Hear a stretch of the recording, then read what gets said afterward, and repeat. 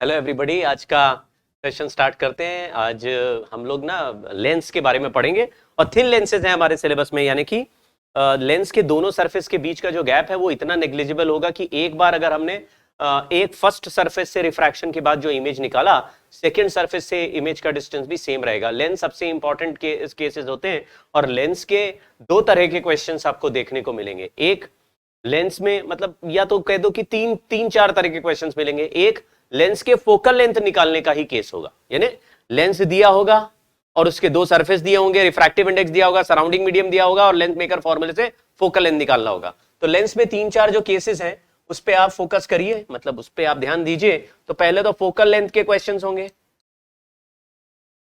फिर object image और magnification के क्वेश्चंस होंगे,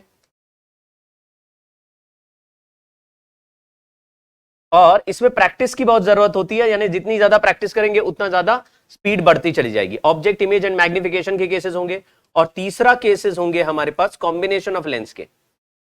कॉम्बिनेशन तीन तरह के क्वेश्चंस हम लोग देखेंगे और लेंस वाला पार्ट खत्म हो जाएगा। लेकिन हमको ना बहुत सारे फॉर्मूले या बहुत सारे केसेस ऑलरेडी बना के एग्जाम में जाने पड़ेंगे, जिससे कि हमारा टाइम सेव हो, क्योंकि इसमें बहुत ज्यादा प्रैक्टिस करने से आपकी स्पीड बढ़िया हो जाती है और कैलकुलेशन एरर भी कम होता है और आपको जो केसेस हैं उनके एज रिजल्ट आपको दिमाग में आ जाते हैं, तो फिर आपको आसानी होती है, मतलब उसको जज करने में, क्वेश्चन सॉल्व करने में इजी होता है। ये पॉपुलरली इतने तरह के अलग अलग शेप के आपको लेंसेज मिलेंगे, जिसमें ये बाई कॉन्वेक्स लेंस है।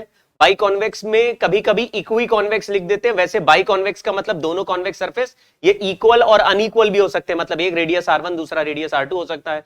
लेकिन अगर दोनों सरफेस का रेडियस बराबर है तो हम लोग इक्वी कॉन्वेक्स लेंस भी कहते हैं।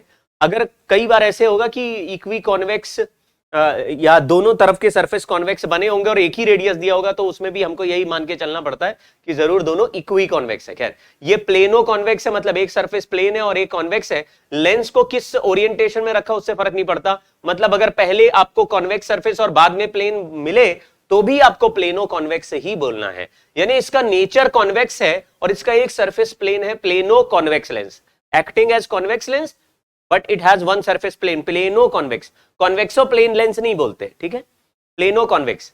ये बाई कॉन्केव लेंस हो गया, ये प्लेनो कॉन्केव लेंस हो गया और ये कॉन्वेक्सो कॉन्केव हो गया, क्योंकि इसमें ये जो रेडियस ऑफ कर्वेचर है कॉन्केव वाला, ये ज्यादा शार्प है या ज्यादा स्टीपर है, या ये छोटा कर्वेचर है, रेडियस कम है इसका और इसका रेडियस ज्यादा है। जिसका रेडियस कम होगा उसकी पावर ज्यादा होती है, यानी कि इसमें कॉन्केव सरफेस के रेडियस कम है तो इसकी कॉन्केव पावर ज्यादा है, कॉन्वेक्स पावर कम है, तो आप कहेंगे ये कॉन्केव की तरह ज्यादा काम करेगा, कॉन्वेक्स की तरह नहीं। तो कॉन्वेक्सो कॉन्केव। एक ऐसा भी बना सकते हैं ऐसा, इसमें ये जो कॉन्वेक्स सरफेस है इसका रेडियस ऑफ कर्वेचर छोटा है और कॉन्केव सरफेस का बड़ा है, तो ये कॉनकेवो कॉन्वेक्स, यानी जो रेडियस छोटा होगा उसका पावर बड़ा होगा, वही प्रॉपर्टी जीतेगा। तो ऐसे नॉमेनक्लेचर ऐसे हो गया कि जिस तरह का फाइनल नेचर है उसको बाद में लिखना है और जो शेप है उसके हिसाब से लिखना है। तो एक सरफेस कॉन्केव है, दूसरा सरफेस कॉन्वेक्स है, लेकिन कॉन्वेक्स सरफेस का रेडियस कम है, कॉन्वेक्स सरफेस की पावर ज्यादा है, कॉन्वेक्स सरफेस स्ट्रॉन्गर है, तो ये लेंस कॉन्वेक्स लेंस की तरह काम करेगा। हालांकि उसका दूसरा वाला सरफेस रे को अपोजिट डायरेक्शन में बेंड करने की कोशिश करेगा, लेकिन ये पहला सरफेस स्ट्रॉन्गर है। इसमें पहला सरफेस थोड़ा वीकर है क्योंकि थोड़ा फ्लैट लग रहा है और ये थोड़ा ज्यादा कर्व्ड लग रहा है। जो ज्यादा कर्व्ड है वही ज्यादा स्ट्रॉन्गर पावर वाला सरफेस होगा। स्फेरिकल दो तरह के हमने लेंस बोले हैं, लेकिन पॉपुलरली जो कॉन्वेक्स लेंस होते हैं अगर वो डेंसर मीडियम के, अभी ये सब डेराइव हो जाएगा, ये सब सॉल्व हो जाएगा, लेकिन आप ऐसे पॉपुलरली याद रखना कि इस तरह के शेप वाले लेंस जो पहले दो बने हैं ये कन्वर्ज करते हैं, पैरेलल बीम भेजोगे कन्वर्ज करेंगे, लेकिन शर्त यह है कि इनका मीडियम इनके सराउंडिंग मीडियम से डेंसर होना चाहिए।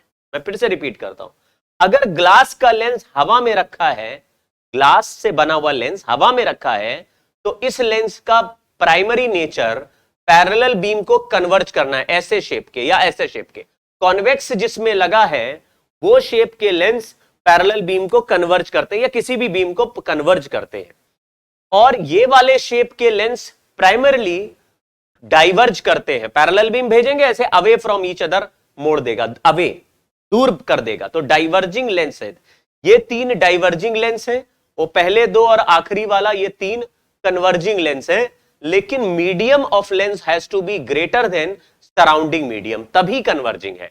और अगर इसका उल्टा बोलेंगे तो उल्टा हो जाएगा, ठीक है, उल्टा बोलेंगे तो उल्टा हो जाएगा, मतलब अगर मीडियम रेयरर हो गया लेंस का बाहर वाले मीडियम से, तो यानी जैसे वाटर का लेंस बना के और ग्लास में ट्रैप कर दिया, ग्लास में एक कैविटी बनाई, इस तरह की कैविटी बनाई और उस कैविटी के अंदर वाटर भर दिया, तो हमने बोला देखो पानी अंदर भरा है और सराउंडिंग में ग्लास है, तो बताइए ये लेंस किसका हो, तो आप बोलेंगे पानी का लेंस है लेकिन सराउंडिंग ग्लास है।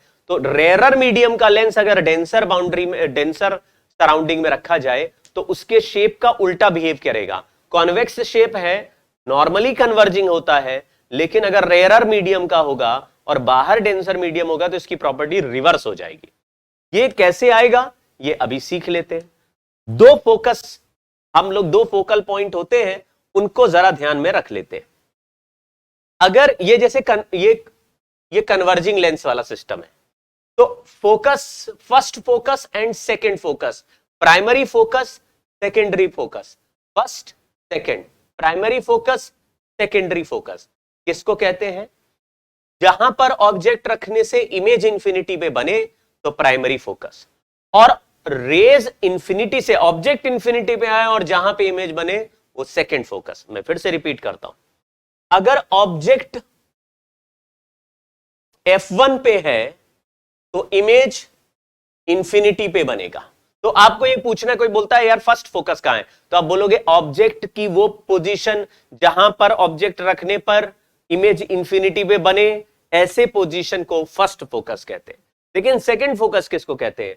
अगर ऑब्जेक्ट इंफिनिटी पे, इसका उल्टा बोलो, ऑब्जेक्ट इंफिनिटी पे है और फिर इमेज जहां बन रहा है।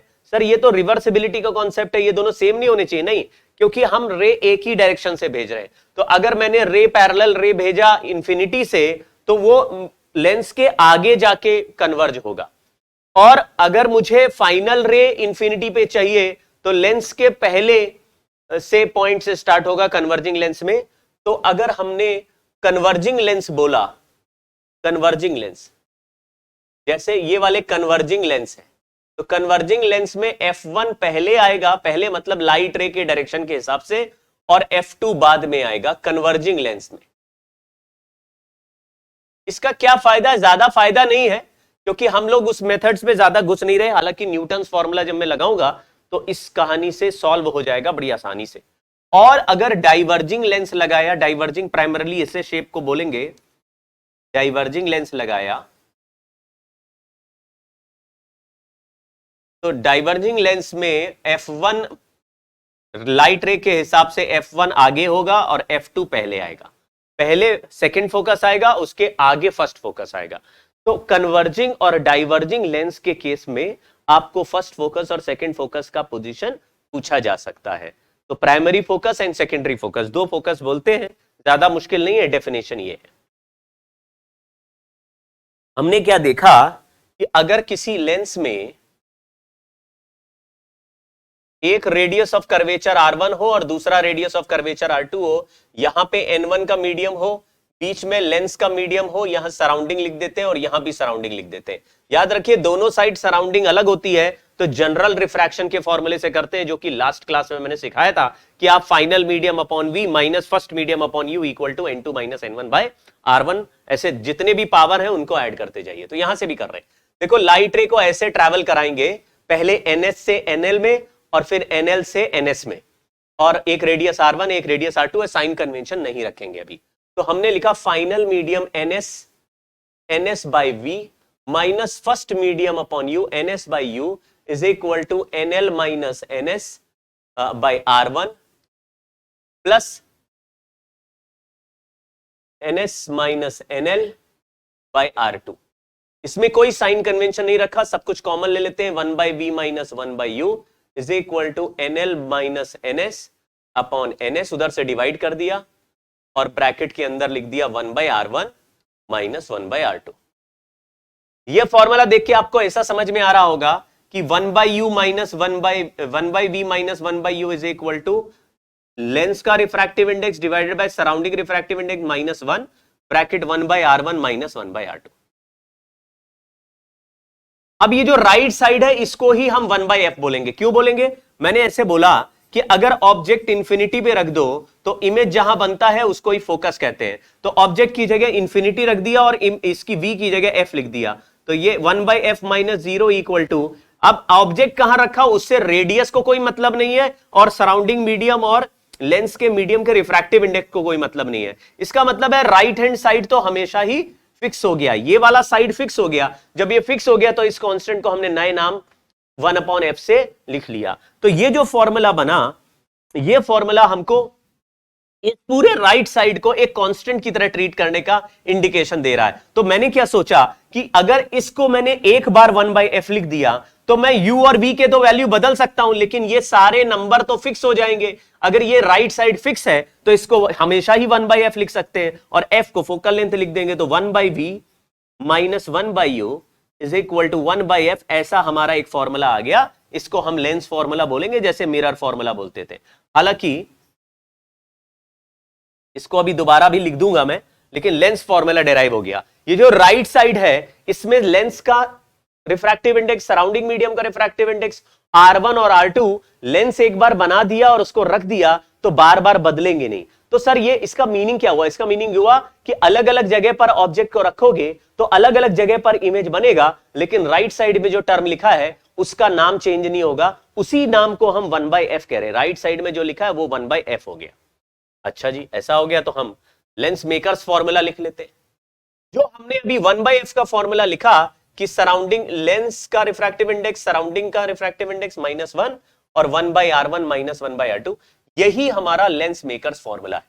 इस लेंस मेकर फॉर्मूले से हम बहुत सारे अलग अलग लेंस के फोकल लेंथ कैलकुलेट करेंगे। तो हमारा पहला ऑब्जेक्टिव यही होगा कि इस फॉर्मूले को कंट्रोल करके हम अलग अलग तरीके से फोकल लेंथ की वैल्यूज को डिराइव करें, यानी अलग अलग टाइप के लेंस को अलग अलग सराउंडिंग में रखें। इसी तरह के सवाल बहुत ज्यादा पूछे गए हैं, सिंपल इसी पर बेस्ड। तो थोड़ी सी भी प्रैक्टिस करके जाएंगे और कुछ रिजल्ट्स अभी मैं कराऊंगा उसको याद कर लेंगे, तो आपको ये फॉर्मूले में आने वाले सवाल टकाटक सॉल्व होंगे। मेंस में इसके सवाल बहुत आते हैं। अभी लेंस फॉर्मूला ये हो गया कि 1/v - 1/u is equal to 1/f।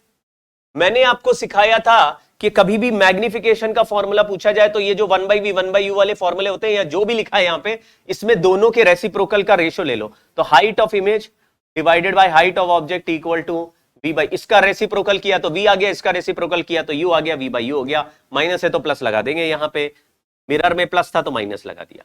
ये v/u मैग्निफिकेशन है, लेकिन मैंने ऐसा देखा कि v का वैल्यू है uf/u + f।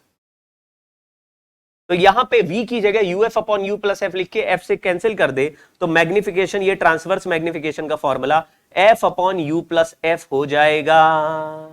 इसको भी अच्छे से याद कर लो।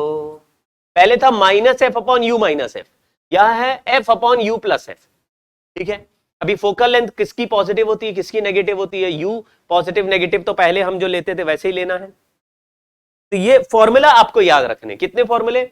एक फॉर्मूला ये हो गया, एक फॉर्मूला ये हो गया, एक फॉर्मूला ये हो गया और एक फॉर्मूला पीछे हो गया। सर केवल 4 फॉर्मूले, उनमें से ये सब फॉर्मूले तो हमें ऑलरेडी याद रहते हैं, तो हमको कोई बड़ा खास बात नहीं लग रही है इसमें, बहुत सिंपल है। लेकिन लेंस फॉर्मूले में हम एक न्यूटन्स फॉर्मूला भी मिला देते हैं, और न्यूटन्स फॉर्मूला हालांकि यूज बहुत कम होगा, बहुत ही कम होगा, हम मोस्टली इसी से सॉल्व करेंगे, लेकिन ऑब्जेक्ट का डिस्टेंस इनटू इमेज का डिस्टेंस इक्वल टू -f² हो गया है।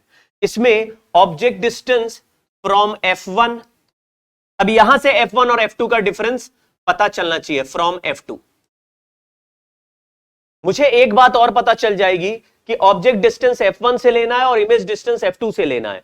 अगर ऑब्जेक्ट कहीं भी दिया है तो ये चेक कर लो कि इस वाले केस में f1 किधर होता है। जैसे कि लाइट रे जिस तरफ से आ रही है उस साइड में ही f1 होता है, आगे वाले साइड में f2 होता है कन्वर्जिंग लेंस में, और डाइवर्जिंग लेंस में पहले f2 होता है बाद में f1 होता है लाइट के डायरेक्शन में आने से। और आपको ऑब्जेक्ट डिस्टेंस f1 से मेजर करना है और इमेज डिस्टेंस f2 से आएगा। दूसरी बात यह है कि xo into xi equal to -f² है, तो xo इंटू xi -f² का मतलब हुआ xo into xi is -f²। इसका मीनिंग हुआ, बच्चों ध्यान से सुनना, कि ये अगर एक टर्म को पॉजिटिव लिखूंगा तो दूसरा टर्म नेगेटिव होगा, अगर फर्स्ट टर्म को नेगेटिव लिखूंगा दूसरा टर्म पॉजिटिव होगा, यानी कि ऑब्जेक्ट F1 के लेफ्ट में है तो इमेज F2 के राइट में बनेगा, ऑब्जेक्ट F1 के राइट में है तो इमेज F2 के लेफ्ट में बनेगा। ये भी हम लोग करके देखेंगे, लेकिन अभी के लिए ये फॉर्मूला आप याद कर सकते हैं। ये लेंस के लिए है, फॉर लेंस।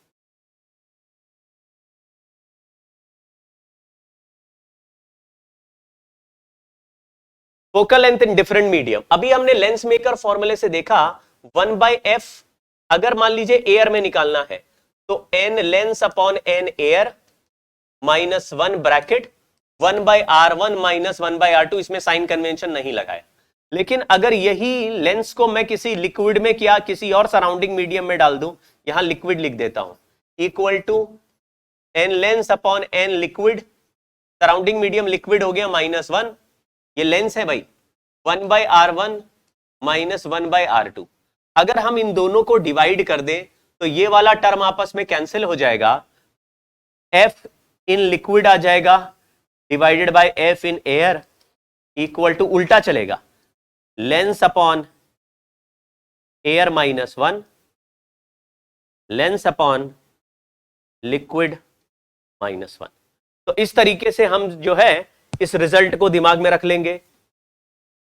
लिक्विड ऊपर है तो इसका रिलेटिव नीचे चलेगा और एयर नीचे है तो इसका रिलेटिव ऊपर चलेगा। एक सवाल करते हैं, क्वेश्चन है कि अगर एक फोकल लेंथ का वैल्यू f है इन एयर और लेंस का रिफ्रैक्टिव इंडेक्स दिया हुआ है 3/2, एयर का रिफ्रैक्टिव इंडेक्स है 1, बाद में पूछा लेंस का ऐसे वाटर में रिफ्रैक्टिव इंडेक्स बताओ, वो बताओ फोकल लेंथ बताओ जिस वाटर का रिफ्रैक्टिव इंडेक्स 4/3 है, find focal length in water. Water में फोकल लेंथ बताना है, तो करा क्या हमने, इसी तरीके से हमने focal length in water divided by focal length in air किया, उल्टा लिखना है, ऊपर लिखेंगे n lens upon n air -1 divided by n lens upon n water -1, उल्टा, वाटर ऊपर उसका रिलेटिव नीचे, एयर ऊपर एयर नीचे उसका रिलेटिव ऊपर। अब ये वाटर का रिफ्रैक्टिव इंडेक्स फोकल लेंथ निकालना है, FW लिख दिया, इसको f लिख दिया, इक्वल टू लेंस 3/2 -1 हो गया, यहां पे 3/2 अपॉन 4/3, तो 4 नीचे 3 ऊपर -1 हो गया, 3/2 -1 करेंगे तो 1/2 आ जाएगा, और 9/8 हो गया, -1 करेंगे तो 1/8 आ जाएगा, तो 1/8, तो 8 ऊपर चला गया 1 नीचे चला गया, कैंसिल किया तो ये 4 हो गया। यानी कि वाटर का जो वाटर में लेंस का फोकल लेंथ आया वो 4 ऑफ एयर वाला लेंस का फोकल लेंथ आया। तो यहां पे ऐसा लग रहा है कि लेंस को जितने ज्यादा डेंसर मीडियम में डाल देंगे उसका फोकल लेंथ और बढ़ जाएगा और उसका कन्वर्जिंग पावर घट जाएगा, तो 4f आ गया। यानी कि अगर पैरेलल बीम भेजते तो एयर में लेंस रखा है तो f पे कन्वर्ज कर रहा है, जबकि वाटर में लेंस रख दिया तो वाटर का सराउंडिंग ज्यादा डेंसर होता है और लेंस के सामने उसका डिफरेंस कम हो जाएगा। तो जितना लेंस और सराउंडिंग के बीच में रिफ्रैक्टिव इंडेक्स का डिफरेंस कम हो जाएगा उतना इसकी कन्वर्ज करने की या डाइवर्ज करने की ताकत कम हो जाएगी। तो जो पैरेलल बीम को f पे कन्वर्ज कर रहा था उस पैरेलल बीम को 4f पे कन्वर्ज कर रहा है। तो तुम कहोगे ये लेंस तो सर थका हुआ लेंस लग रहा है, फोकल लेंथ तो बड़ी हो गई, यानी कि दूर जाके कन्वर्ज कर पा रहा है, मतलब ज्यादा कन्वर्ज कर नहीं रहा, तो ये लेंस थोड़ा सा इसकी पावर कम हो जाएगी। जो ज्यादा कन्वर्जिंग या डाइवर्जिंग होते हैं उनकी पावर ज्यादा होती है।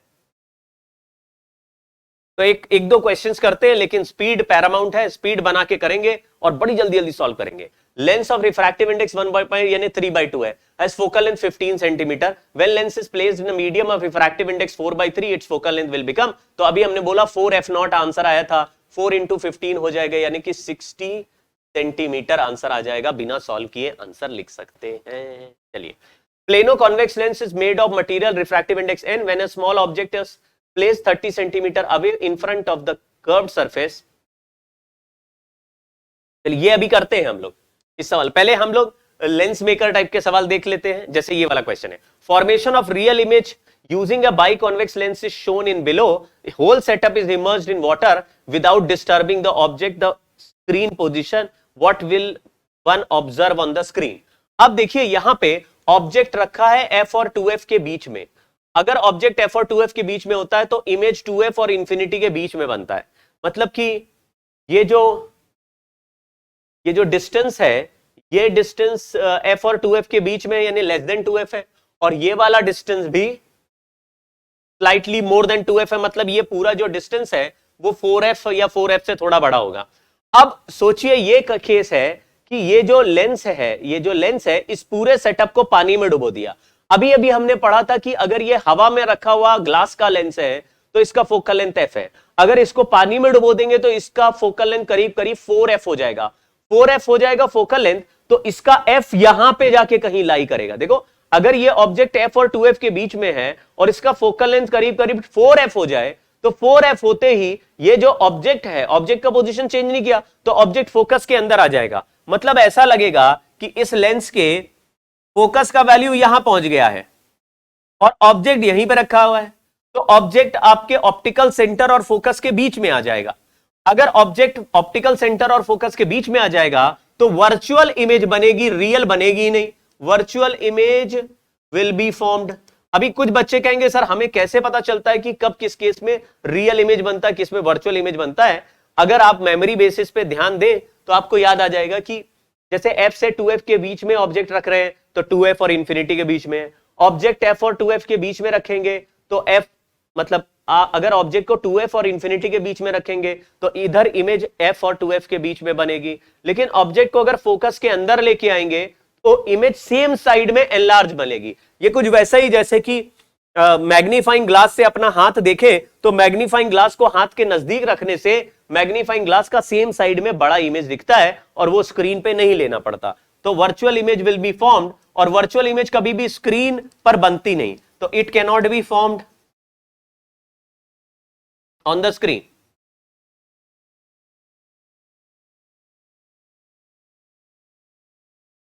तो जब स्क्रीन पे बनेगा ही नहीं तो स्क्रीन पे नहीं दिखेगा, ऐसा सवाल है। इमेज डिसअपीयर्स हमारा आंसर हो जाएगा। याद रखिए यहां पे f के बाद में रखा है, लेकिन अगर ये लेंस को सेटअप को पूरा किसी वाटर में या किसी मीडियम में डुबो देंगे तो फोकल लेंथ बढ़ जाएगा। फोकल लेंथ बढ़ने से ये ऑब्जेक्ट फोकस के अंदर आ जाएगा। ऑब्जेक्ट फोकस के अंदर आ गया तो फिर रियल इमेज बनेगा ही नहीं, तो तुम स्क्रीन लेके बैठोगे, स्क्रीन पे कोई इमेज दिखाई नहीं देगा। बहुत बढ़िया। चलिए ये सवाल कर लेते हैं। अभी अभी हमने देखा कि 1/f यानी कि लेंस मेकर का फॉर्मूला होता था लेंस का refractive index divide by surrounding का रिफ्रैक्टिव इंडेक्स -1, और यहां 1/r1 - 1/r2 है।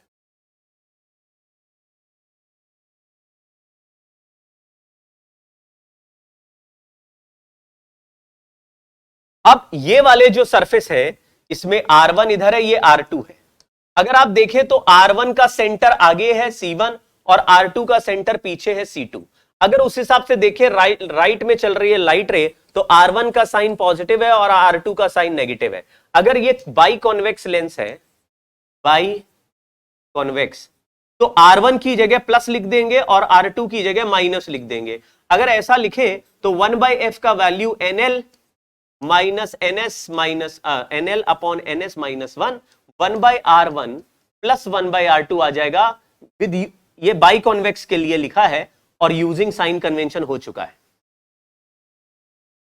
तो अगर साइन रख दिए तो ये टर्म हमेशा प्लस हो जाएगा, बाई कॉन्वेक्स में हमेशा ऐड हो जाएगा, हमेशा ऐड हो जाएगा। तो ये वाला टर्म हमेशा पॉजिटिव आएगा, ये this term is always positive. अगर ऐसा शेप दिखे तो ये वाला टर्म हमेशा पॉजिटिव आएगा, और उसमें लेंस और सराउंडिंग का जो रेशियो है उससे पता चलेगा ओवरऑल आंसर पॉजिटिव आ रहा है कि नेगेटिव। तो for by convex lens focal length is positive for NL greater than NS। ये क्यों लिखा, यानी ये जो लेंस का रिफ्रैक्टिव इंडेक्स अगर सराउंडिंग मीडियम से ज्यादा है तो फोकल लेंथ पॉजिटिव आएगा। पॉजिटिव का मतलब कन्वर्जिंग, जैसा नॉर्मली होता है कन्वर्जिंग। फोकल लेंथ नेगेटिव आएगा अगर NL लेस देन NS होगा, यानी कि सराउंडिंग मीडियम डेंसर होगा और लेंस का मीडियम रेयरर होगा, ये डाइवर्जिंग हो गया। और फोकल लेंथ का वैल्यू 0 आएगा अगर NL और NS का वैल्यू बराबर है, यानी कि कोई कन्वर्जिंग डाइवर्जिंग नहीं है, तो प्लेन स्लैब की तरह काम करेगा, या बिल्कुल नो मीडियम डिफ्रैक्शन मतलब नो रिफ्रैक्शन की तरह। तो नो रिफ्रैक्शन मतलब अनडिविएटेड।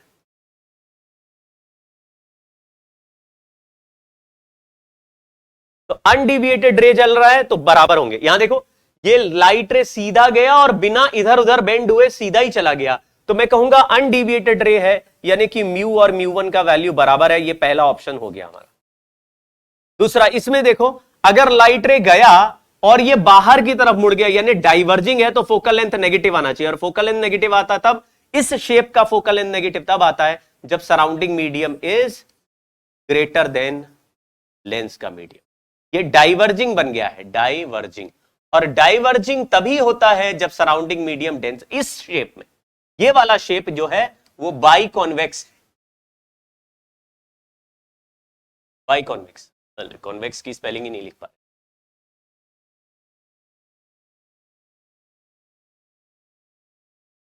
By convex. और यहां पे अगर ऐसा शेप का लेंस बना होता, देखो नेचुरली ऐसा शेप का लेंस बाई कॉनकेव होता है, जब भी बाई कॉनकेव है तो नेचुरली उसमें पैरेलल बीम भेजने से वो या तो बाहर की तरफ मुड़ेगा या अंदर की तरफ मुड़ेगा या सीधा निकलेगा, तीन ही चीजें हो सकती हैं। ये चाहता है बाहर की तरफ मुड़ना, अगर लेंस का मीडियम सराउंडिंग मीडियम से डेंसर है तो NL is greater than NS, तो फोकल लेंथ नेगेटिव आएगी और ये डाइवर्जिंग बनेगा। ये डाइवर्जिंग ही बनाना चाहता है। अगर लेंस सराउंडिंग से, नॉर्मली लेंस ग्लास के होते हैं, सराउंडिंग नॉर्मली एयर होती है, तो जिस हिसाब से जिस दुनिया में हम रह रहे हैं उसमें ग्लास के लेंस यानी डेंसर मीडियम के लेंस है, और सारी दुनिया हवा में है, तो हवा में डेंसर रेयरर मीडियम है, तो लेंस को ऐसे रेयरर मीडियम में रखोगे तो ये शेप यूजुअली डाइवर्ज करेगा, फोकल लेंथ नेगेटिव आएगा। और ये वाले शेप का अगर कन्वर्जिंग दिख रहा है नेचर, तो आप कह रहे हैं ये तो अपोजिट दिख रहा है, तो जो दुनिया में नहीं होता वो हो रहा होगा। दुनिया में क्या नहीं होता? दुनिया में सराउंडिंग मीडियम जनरली डेंसर नहीं होता है और लेंस का मीडियम जनरली रेयरर नहीं होता है। लेकिन अगर ऐसा अचीव कर लिया तो फिर ऐसे शेप का लेंस आपको कन्वर्जिंग और ऐसे शेप का लेंस डाइवर्जिंग दिखेगा। चलिए एक सवाल और। Concave lens of glass, refractive index 1.5, has both surface of same radius of radius r, तो ये इक्वी कॉन्वेक्स हो गया, इक्वी कॉन्वेक्स, इक्वी कॉन्केव हो गया, इक्वी कॉन्केव। चलिए अभी इक्वी कॉन्केव इक्वी कॉन्वेक्स का भी फोकल लेंथ कैसे निकालते हैं उसको पहले ये हीडिंग पढ़ लेते हैं, फिर उसके बाद पीछे चल के दो रिजल्ट और दो सवाल और सॉल्व करेंगे। जितने ज्यादा क्वेश्चन सॉल्व करेंगे उतना मजा हमको आएगा। जो पॉपुलर लेंसेज हैं उसमें पहला लेंस मैं लिख रहा हूं इक्वी कॉन्वेक्स।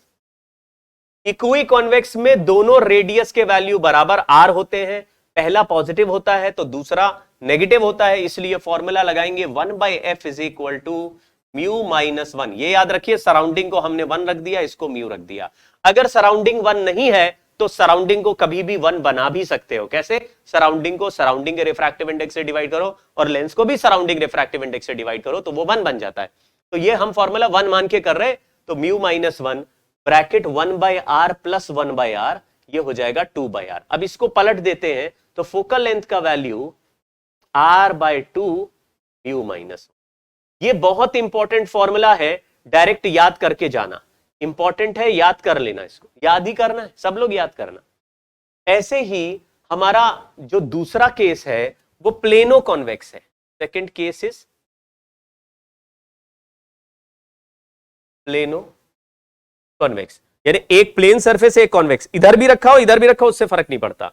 फोकल लेंथ का फॉर्मूला ये 1/r की जगह तो 1/r रहेगा, दूसरा वाला r इंफिनिटी हो जाएगा तो 1/∞ 0 हो जाएगा, तो r बाई ये 2 हटा देते हैं, म्यू माइनस 1 आंसर हो जाएगा। बहुत सिंपल है। आप कहेंगे अरे हाँ ये तो ऐसा लग रहा है जैसे कि ये दो पूरा इक्वी कॉन्वेक्स था, बीच में से काट दिया तो आधा कॉन्वेक्स रह गया, तो आधा कॉन्वेक्स रह जाएगा तो फोकल लेंथ डबल हो जाएगी, यानी कि ये दो सरफेस मिलके जहां कन्वर्ज करेंगे उसका आधा लेंस उससे डबल डिस्टेंस पे कन्वर्ज कर पाएगा, क्योंकि ये अब कम कन्वर्ज कर पा रहा है। ये दो लोग मिलके यहां पे जितना कन्वर्जिंग ला रहे थे उससे आधा ही है, आधा लेंस है तो आधे पे ही कन्वर्ज कर, मतलब आधा ही कन्वर्ज कर पा रहा है, तो इसकी पावर कन्वर्ज करने की आधी रह गई, आधी रह गई तो दूर जाके कन्वर्ज होगा, तो पावर हाफ, फोकल लेंथ ज्यादा, डबल, डबल हो गया। देखो r/2 गायब हो गया तो डबल हो गया प्लेनो कॉन्वेक्स। इसी तरीके से हम दो रिजल्ट तुरंत और लिख सकते हैं जो कि आपको अब सॉल्व नहीं करने। इक्वी कॉन्केव अगर है तो फोकल लेंथ का वैल्यू -r/2 म्यू -1, और चौथा प्लेनो कॉन्केव, इसमें भी फॉर्मूला -r/μ-। बस ये पॉपुलरली कॉन्केव वाले नेगेटिव फोकल लेंथ के होते हैं और कॉन्वेक्स वाले पॉजिटिव फोकल लेंथ के। लेकिन आपको पता है कि अगर ये रिफ्रैक्टिव इंडेक्स 1 से ज्यादा है तभी ये पॉजिटिव बनेगा, अगर ये 1 से कम हो गया। लेकिन सर सारे दुनिया का रिफ्रैक्टिव इंडेक्स 1 से कम होते हैं, नहीं, सराउंडिंग को 1 बनाया है ना मैंने, उस हिसाब से। अगर सराउंडिंग, ये लेंस अगर 1.5 का है और सराउंडिंग 2 का है, तो ये 2 को 1 करेंगे तो 1.5 हो जाएगा, मतलब ये 0.75 हो जाएगा, विच इज लेस देन 1। तो अगर 0.75 -1 करेंगे तो ये आंसर नेगेटिव आने लगेगा। खेल बार बार रिपीट हो रहा है, बार बार लिखने से फैक्ट बदलते नहीं। ये दो रिजल्ट आपको अच्छे से याद कर लेने हैं, इनको बार बार पढ़ पढ़ के याद करना है, इसको डायरेक्टली यूज करें। देखो जरा, लिखा हुआ a concave lens of glass, refractive index 1.5 has both surface of same radius R, दोनों आर रेडियस के, इक्वी कॉन्केव हो गया। On immersion of a medium of refractive index 1.75 it will behave as. अब हमको रिफ्रैक्टिव इंडेक्स दिया है, radius of curvature R दिया है, और सराउंडिंग मीडियम देखो डेंसर दिया है, रिफ्रैक्टिव इंडेक्स 1.5, सराउंडिंग मीडियम का 1.75। तो हम लोग दो तरीके से कर सकते हैं, या तो हम सराउंडिंग मीडियम को 1 मान लें और ये 1.5 को 1.5/1.75 कर दे, या फिर ऐसे जनरली सॉल्व कर दे। देखो ध्यान से, तो हमारा फोकल लेंथ का फॉर्मूला अभी लिखा था r -r/2 म्यू माइनस, अब लिख रहा हूं -r/2 1.5/1.75। ये देखिए बहुत सिंपल तरीके से मैंने किया है। लेंस को अगर सराउंडिंग मीडियम के रिफ्रैक्टिव इंडेक्स से डिवाइड कर दोगे तो उसका रिलेटिव वैल्यू आ जाएगा, उसी से -1 कर दी। ये होता है, ये 6/7 हो जाएगा, तो -r/2 6/7 -1, तो 6/7 -1 करेंगे तो 1/7 आ जाएगा, 7 ऊपर चला जाएगा, तो -7r/2 यानी कि -3.5r आ गया। यहां भी माइनस है, माइनस माइनस करेंगे तो प्लस, प्लस 3.5r आ गया, यानी कि कन्वर्जिंग हो गया, converging focal length, convergent lens of focal length 3.5r answer है। देखिए बहुत मुश्किल है, बिल्कुल मुश्किल नहीं है। क्या बहुत कमाल कर दिया आपने? कोई कमाल नहीं करा। क्या फॉर्मूला लगाया? हाँ, लेकिन 6/7 -1 है तो ये -1/7 हो गया, -1/7 में 7 ऊपर भेज दिया तो माइनस माइनस कट गया। ध्यान से देखिए, बहुत ही सिंपल क्वेश्चंस है, सीधा फॉर्मूला बेस्ड है, और जो पूछे गए वही सवाल मैं आपको दिखा रहा हूं। कोई भी सवाल में खतरनाक चीजें है नहीं। चलिए एक सवाल और करते हैं, इसमें पहले फोकल लेंथ निकालेंगे और बाद में रेडियस ऑफ कर्वेचर निकलेगा। बहुत सारी चीजें इसमें पूछी गई हैं, तो क्योंकि ऑब्जेक्टिव सवाल है लेकिन मल्टीपल करेक्ट वाला एडवांस का भयानक सवाल है। अगर ये कर लिया तो मतलब समझ लीजिए हमारी तैयारी ठीक चल रही। लिखा हुआ plano convex lens, plano convex of made of material of refractive index n when small object is placed 30 centimeter away in front of curved surface of lens, the image of double size of object is produced। यानी image का size double है size of object से। बढ़िया। Due to reflection from convex surface of the lens another faint image is observed at a distance 10 centimetre away from the Which of the following statement is are true? चलिए, तो हम लोग पहले ऐसा सोचते हैं कि ये जो कॉन्वेक्स सरफेस से 30 सेंटीमीटर पे ऑब्जेक्ट रखा और बोल रहा है कि फेंट इमेज रिफ्लेक्शन से मिल रहा है, यानी कि ये जो कॉन्वेक्स सरफेस है ये एक मिरर की तरह भी काम कर रहा है। कॉन्वेक्स मिरर में अगर सामने कहीं पर भी ऑब्जेक्ट रख दो, 30 सेंटीमीटर पे ऑब्जेक्ट रख दिया, तो इमेज हमेशा वर्चुअल बनता है पोल और फोकस के बीच में। यहां कहीं 10 सेंटीमीटर पीछे इमेज बनने लगेगा। अब इससे मुझे ये वाला फोकल लेंथ पता चल जाएगा, और इस लेंस के फोकल लेंथ के डबल करेंगे तो इस सरफेस का। आप ये कहेंगे सर लेंस तो ट्रांसपेरेंट है, उसमें इमेज क्यों दिखेगा? ये मैंने पहले भी सिखाया है कि ट्रांसपेरेंट ऑब्जेक्ट के भी सरफेस पे हमेशा एक रिफ्लेक्शन होता है। जैसे किसी भी शॉपिंग मतलब किसी भी शॉप के बाहर अगर कांच का पूरी वो पार्टीशन लगा हो और उसमें आप बाहर से जाके देखें तो आपको शॉप के अंदर का सामान तो दिखाई देता है, यानी कि रिफ्रैक्शन हो रहा है, अंदर से बाहर लाइट आ रही है, और साथ ही साथ आपको हल्का हल्का अपना इमेज भी दिखेगा। किसी भी स्क्रीन पे आप देखिए अगर कांच लगा है तो उसमें चाहे जो भी आ रहा हो, जैसे यहां पर भी अगर मैं पास या दूर जाऊंगा तो हल्का सा मेरा इमेज आपको इसमें भी कास्ट होता हुआ दिखाई देता होगा, हल्का सा इमेज दिखता है। तो आप कह रहे भाई ये तो मिरर नहीं है, कोई भी मिरर नहीं हो तो भी लाइट रे टकरा के रिफ्लेक्ट होते हैं जिससे हमको इमेज दिखता है। तो ये वैसे तो ट्रांसपेरेंट है लेकिन इसमें हल्का सा फेंट इमेज दिख रहा है अंदर की तरफ 10 सेंटीमीटर का, तो v का वैल्यू +10 हो गया। अभी हमारे पास जो फॉर्मूला था फोकल लेंथ का वो uv upon u plus v था। u की जगह लिख दिया -30, v की जगह लिख दिया 10 डिवाइडेड बाय -30 + 10। तो इससे सॉल्व हुआ -30 + 10, 0 0 0 कैंसिल कर दिया, ये -2 हो गया, ऊपर -30, -30 बाय -2 यानी कि फोकल लेंथ आया +15। अब जो मिरर होता है उसका अगर फोकल लेंथ 15 आ जाए तो उस मिरर के फोकल लेंथ को 2 से मल्टीप्लाई करो तो radius of curvature of the surface आ जाता है। तो रेडियस ऑफ कर्वेचर देखो, लेंस के फोकल लेंथ और मिरर के फोकल लेंथ में ये डिफरेंस है कि लेंस का फोकल लेंथ तो रिफ्रैक्टिव इंडेक्स पे डिपेंड करेगा, रेडियस ऑफ कर्वेचर पे डिपेंड करेगा, लेकिन मिरर का फोकल लेंथ रिफ्रैक्टिव इंडेक्स पे डिपेंड नहीं करता, वो केवल कर्वेचर रेडियस ऑफ कर्वेचर का आधा होता है फोकल लेंथ। तो फोकल लेंथ 15 है तो ये रेडियस ऑफ कर्वेचर आ गया 30 सेंटीमीटर, 30 सेंटीमीटर हो गया। अब paint image is erect is and real गलत है, ये तो वर्चुअल इमेज है, पीछे ही बनती है क्योंकि ये कॉन्वेक्स मिरर है। कॉन्वेक्स मिरर में कहीं भी ऑब्जेक्ट रखोगे पीछे ही हमेशा इमेज बनेगी छोटी सी। अच्छा, रिफ्रैक्टिव इंडेक्स पूछा है। अब देखो हमको ये पता चल गया है कि 30 सेंटीमीटर पे ऑब्जेक्ट रख रहे हैं और कॉन्वेक्स लेंस है तो ये कन्वर्जिंग लेंस होगा।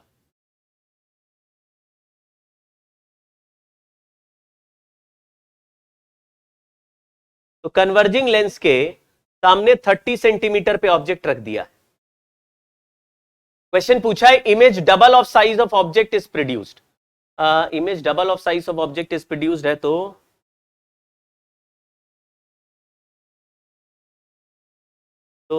ये आंसर भी आ सकता है, ये भी आ सकता है, एक बार चेक कर लेते हैं। तो हमको ये पता चल गया कि मैग्निफिकेशन अगर -2 है, अब -2 और +2 दोनों लेके सॉल्व कर सकते हैं क्योंकि ये मल्टीपल यानी जेई एडवांस का सवाल है तो हमको थोड़ा सा केयरफुल रहना पड़ेगा। मैंने -2 लिया, मैंने ऐसा मान लिया कि ऑब्जेक्ट भी रियल है और इमेज भी रियल बन रहा है उस साइड, इमेज ऐसे रियल बन गया। तो इमेज का यहां पे ऑब्जेक्ट डिस्टेंस अगर 30 है तो इमेज डिस्टेंस 60 हो जाएगा क्योंकि डबल साइज का इमेज है तो डबल बन जाएगा। तो v का वैल्यू हो गया +60। अब हमारा फोकल लेंथ का formula uv upon u minus v होता है लेंस के लिए।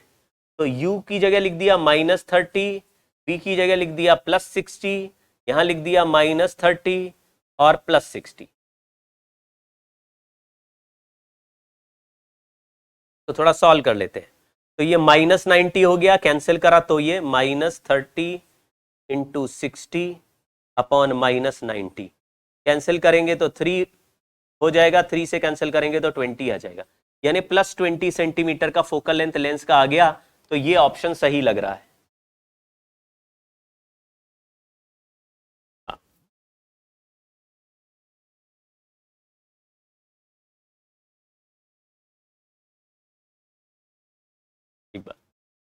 अब इसमें एक पेज और इंक्रीज कर देता हूं क्योंकि ये सवाल थोड़ा लंबा हो गया और मैं एक और सॉल्व कर देता हूं।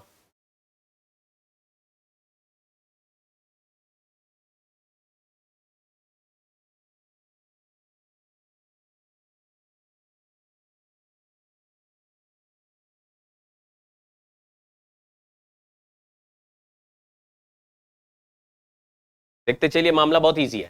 तो फोकल लेंथ का फॉर्मूला आया 20 सेंटीमीटर आया, लेकिन फोकल लेंथ ऑफ लेंस का फॉर्मूला एक और हम लिख सकते हैं uv upon u minus v, और उसमें u की जगह लिख दिया -30 और v की जगह भी लिख दिया -60 अपॉन -30 + 60, इससे सॉल्व किया तो -30 - 60 हो गया -1800 और ये हो गया +30, तो 30 × 60/30 कैंसिल किया तो 60 सेंटीमीटर की फोकल लेंथ आ सकता है। तो दो ऑप्शन हो गए, फोकल लेंथ का वैल्यू 60 सेंटीमीटर हो सकता है, फोकल लेंथ का वैल्यू 20 सेंटीमीटर हो सकता है। अच्छा, दोनों तरीके से अभी इसका रिफ्रैक्टिव इंडेक्स निकालने की कोशिश करते हैं, क्या आ रहा है। तो ध्यान से देखना, फोकल लेंथ का एक फॉर्मूला हमने लिखा r/2 हट गया क्योंकि प्लेनो कॉन्वेक्स है, μ-1। फोकल लेंथ का वैल्यू 20 लिखा, r का वैल्यू 30 लिखा, डिवाइडेड बाय μ-1। तो μ-1 का वैल्यू आया 30/20 यानी 3/2 यानी 1.5। तो म्यू का वैल्यू आया 2.5। तो हमारा ये ऑप्शन भी सही है। एक बार और 60 सेव कर देते हैं, 60 = 30/μ-1 करा, another result, there are 2 results. तो इसको इधर भेज दिया, इसको इधर भेज दिया, तो μ-1 का वैल्यू आया 1/2, तो म्यू का वैल्यू आया 3/2। यानी ऑप्शन 2 ये 1.5 भी हो सकता है और 2.5 भी हो सकता है। 1.5 लेने के लिए फोकल लेंथ 60 सेंटीमीटर आएगा और 2.5 लेंगे तो फोकल लेंथ 20 सेंटीमीटर आएगा। तो ये हमारा ये ऑप्शन भी सही है, ये ऑप्शन भी सही है, लेकिन ये जो रेडियस ऑफ कर्वेचर आया था 30 सेंटीमीटर, ये गलत हो गया। इसका आंसर 30 सेंटीमीटर है और ये रियल इमेज नहीं है, ये वर्चुअल इमेज है।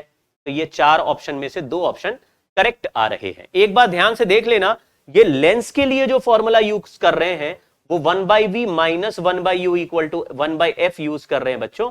तो f का वैल्यू uv/u - v आ रहा है, जबकि यहां पे मिरर के लिए फॉर्मूला 1/v + 1/u यूज कर रहे हैं। तो फोकल लेंथ का फॉर्मूला uv/u + v आ रहा है। तो दोनों फॉर्मूले पे थोड़ा फोकस रखना, मतलब ध्यान देना कि ऐसे कहीं प्लस और माइनस में कंफ्यूज नहीं हो जाओ। लेंस का अलग है फॉर्मूला और मिरर के लिए फॉर्मूला अलग है, प्लस माइनस में थोड़ा सा डिफरेंस है। जल्दी जल्दी आगे बढ़ते, वरना आज का भेज नहीं पाएंगे। अरे बहुत सारे क्वेश्चंस हो गए। अब ये सवाल है, ये होमवर्क के लिए आपके लिए है। जैसे इसमें ऐसा रे भेजा है, ये पैरेलल बीम की तरह भेजा, अंदर मुड़ गया, तो बोल रहा है ये कन्वर्ज हो रहा है। ये कन्वर्ज तब होता है जब इस शेप में लेंस का वैल्यू सराउंडिंग से ज्यादा हो। तो इसका आंसर μ2 ग्रेटर देन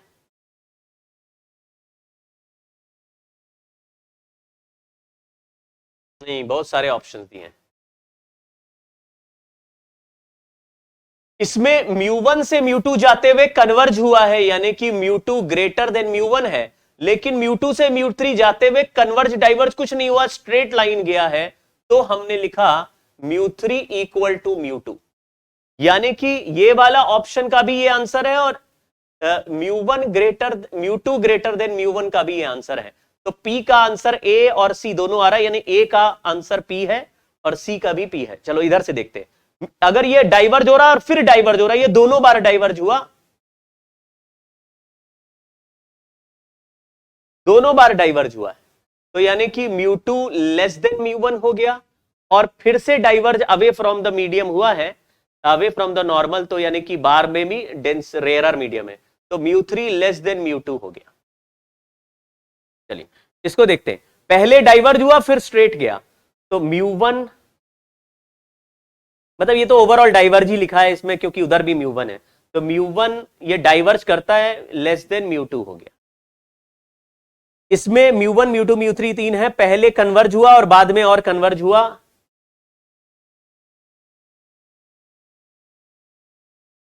तो पहला तो हो गया कन्वर्ज हुआ, यानी कि μ2 लेस देन μ1। देखो जो शेप है ये कॉन्केव शेप है, इसका काम बेसिकली डाइवर्ज करना है, लेकिन लेंस में कन्वर्जन हो रहा है, कन्वर्जेंस बन रहा है, इसका मतलब है लेंस सराउंडिंग मीडियम से लेस डेंसर है, तो लेंस को कम कर दिया, μ2 लेस देन μ1 कर दिया। फिर यहां से अवे फ्रॉम नॉर्मल हो रहा है, यानी कि और लेस मीडियम में जा रहा है, तो μ3 लेस देन μ2 कर दिया। और इसमें लाइट रे पहले कन्वर्ज हुआ और फिर स्ट्रेट चला गया, μ1 μ2 लेस देन, कन्वर्ज हुआ मतलब उल्टा हो गया, नेचर का उल्टा मतलब लेंस का मीडियम रेयरर है, और μ3 और μ2 बराबर है। हाँ, तो फिर इसमें से करते हैं। अब हमारे को ए वाला ऑप्शन किस किस केस में आ रहा है?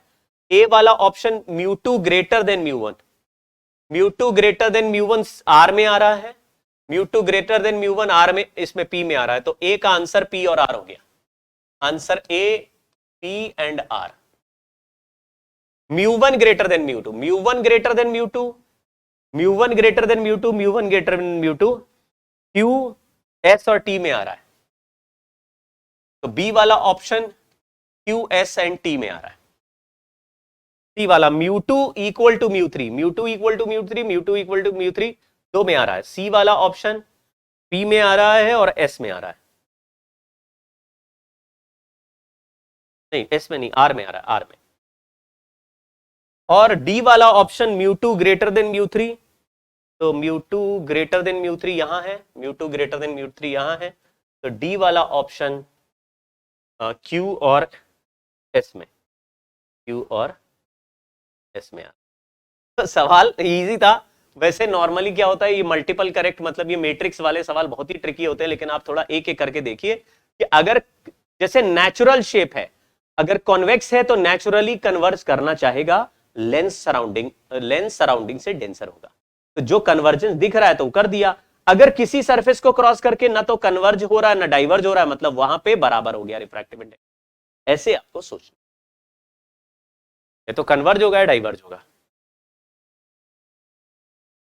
Image of an object formed by plano-convex lens at a distance 8 meter behind the lens is real and 1/3 of size of object.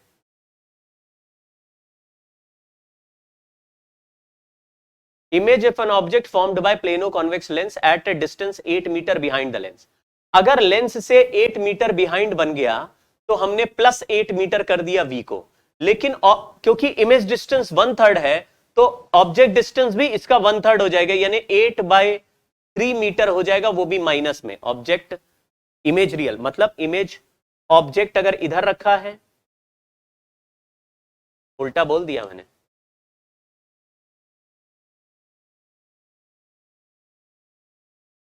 अगर ऑब्जेक्ट इधर है तो इमेज इधर बनना चाहिए। अब इमेज क्योंकि 1/3 बन रहा है तो इमेज डिस्टेंस भी 1/3 होगा। इमेज डिस्टेंस 8 मीटर दिया है तो ये ऑब्जेक्ट डिस्टेंस इसका 3 टाइम्स होगा, 24 मीटर होगा। लेकिन एक लेफ्ट में होगा तो दूसरा राइट में होगा, मतलब एक नेगेटिव दूसरा पॉजिटिव है, तो इसको -24 कर दिया मीटर। फिर फोकल लेंथ ऑफ लेंस का फॉर्मूला होता है uv upon u minus B, uv upon u minus V. -32 हो गया, -8 इंटू 24 अपॉन -32 कैंसिल करा, ये 4 हो गया, 4 से कैंसिल करा तो 6 मीटर फोकल लेंथ का आंसर आ गया। अब प्लेनो कॉन्वेक्स है, wavelength of light inside is 2/3 of times of wavelength of light in free space, यानी कि रिफ्रैक्टिव इंडेक्स का वैल्यू 3/2 हो गया। ये आपको समझ में आता होगा कि अगर किसी मीडियम में लाइट रे रखेंगे तो एयर में वेवलेंथ डिवाइडेड बाय या वैक्यूम में wavelength divided by refractive index हो जाएगा। अब ये बोल रहा है कि ये इसका 2/3 टाइम्स है तो रिफ्रैक्टिव इंडेक्स का वैल्यू 3/2 ही होगा, क्योंकि यहां पे हमने लिखा एयर का 2/3 टाइम्स, तो एयर से एयर कैंसिल कर दिया, 1/μ का वैल्यू 2/3 आ गया, म्यू का वैल्यू 3/2 आ गया। तो अब मुझे रिफ्रैक्टिव इंडेक्स पता चल गया, फोकल लेंथ भी पता चल गया, रेडियस ऑफ कर्वेचर निकालना है तो प्लेनो कॉन्वेक्स का फॉर्मूला होता r/μ-1। बच्चों स्पीड ही पैरामाउंट है, स्पीड अगर आपको आती है तो आप डायरेक्ट फॉर्मूला लगाइए, आंसर आ जाएगा। तो r फोकल लेंथ की जगह लिख दिया 6 मीटर और r की जगह पता लगाना है, यहां पे हो गया 3/2 -1, ये होता है 1/2, ये ऊपर चला जाएगा 2 हो जाएगा, 2 से डिवाइड करेंगे तो r का वैल्यू 3 मीटर आवेगा, 3 मीटर। ठीक है, ये होमवर्क है, खुद करना, ये सब होमवर्क है, खुद करना। ये 1/v minus 1/u equal to 1/f है, यानी dv/v² equal to du/u² is equal to df/f² आ जाएगा।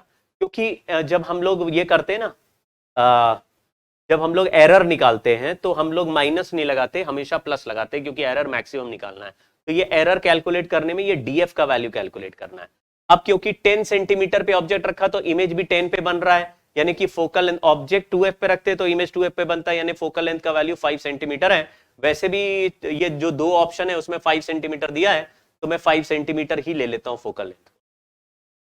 10 सेंटीमीटर फोकल लेंथ 5 सेंटीमीटर। तो यहाँ पे 5 लिख देंगे, यहाँ 10 लिख देंगे, यहाँ 10 लिख देंगे, यहाँ 0.1 लिख देंगे, यहाँ 0.1 लिख देंगे, क्योंकि इसमें जो डेसिमल मतलब ये जो डिविजन्स बने हैं ये 10 और 11 के बीच में 10 डिवीजन बने हैं। ऐसे ही यहां पर भी जो डिवीजन बने 10 और 11 के बीच में 10 डिवीजन बने, यानी कि लीस्ट काउंट डीवी और डीयू का लीस्ट काउंट 0.1 सेंटीमीटर का है। तो यहां पे 0.1 सेंटीमीटर, यहां 0.1 सेंटीमीटर, यहां पे 10 सेंटीमीटर स्क्वायर, 10 सेंटीमीटर का होल स्क्वायर, और डीएफ अपॉन 5 सेंटीमीटर का होल स्क्वायर। इससे डीएफ का वैल्यू कैलकुलेट कर लेना, फिर उसमें रख देना, आंसर आ जाएगा। ठीक है ना। ये देखो, मैं आपको एक सवाल कराता हूं, ये क्वेश्चन बहुत अच्छा है, 2019 में आया। इस सवाल को करने में लोगों को बहुत समय भी लगता है। आप लोग नॉर्मल तरीके से करके देखना, मैं आपको अपना तरीका बता रहा हूं। Which was Newton's law. Newton's फॉर्मूले में क्या था कि ऑब्जेक्ट का अगर डिस्टेंस, ये मैग्निफिकेशन का फॉर्मूला न्यूटन्स फॉर्मूले में ऐसे होता था ना, हम लोग करते थे height of image upon height of object equal to F upon U plus F, F upon U plus F. ठीक है। तो ऑब्जेक्ट अगर नेगेटिव है और फोकल लेंथ पॉजिटिव है तो u प्लस एफ की जगह xo हो जाएगा।